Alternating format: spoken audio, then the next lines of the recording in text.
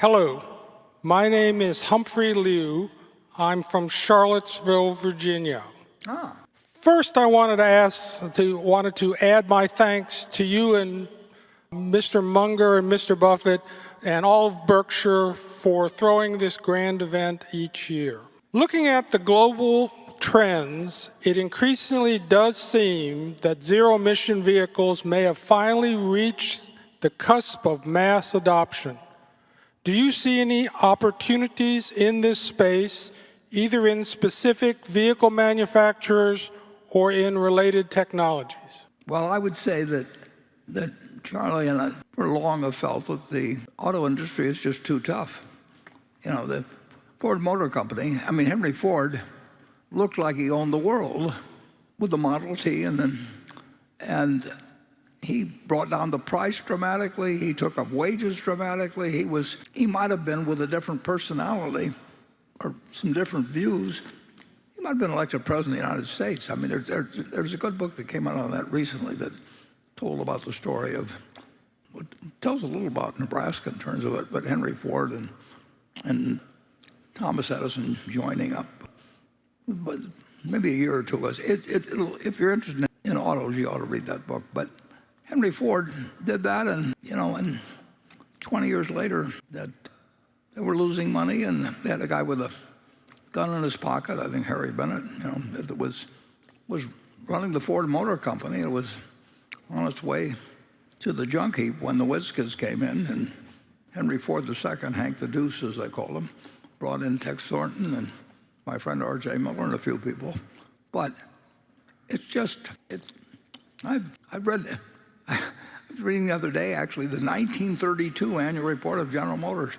And it's one of the best annual reports I've read. It's a totally honest, assessment of exactly where they were. They had 19,000 dealers then, and the population, as I mentioned earlier, was about 120 million or so.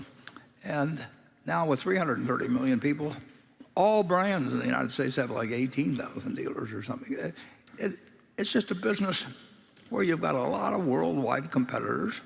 They're not going to go away, and it looks like there are winners at any given time, but it doesn't get you a permanent place, although, as I mentioned, I would say Ferrari is in a special place, but they only sell 11 or 12,000 cars a year. And U.S. last year, I think there were 14 million something. And it's not a business where we find it fascinating to be in. We like our dealership operation, but I don't think I can tell you what the auto industry will look like 5 or 10 years from now. I do think that you're right, that you will see a change in the vehicles, but you won't see anybody that owns the market because they changed the vehicle. Charlie? Well, the electric vehicle is coming big time, and that's a very interesting development. At the moment, it's imposing huge capital costs and huge risks, and I don't like huge capital costs and huge risks. And we're subsidizing it in the United States, and we're actually doing it, putting in a pro-labor time. It is subject to politics like you can't believe, too. But it's going to be with us. We're not going to quit driving cars, and the American public has a love affair with them. But I think I know where Apple's going to be in 5 or 10 years, and I don't know where the car companies are going to be in 5 or 10 years.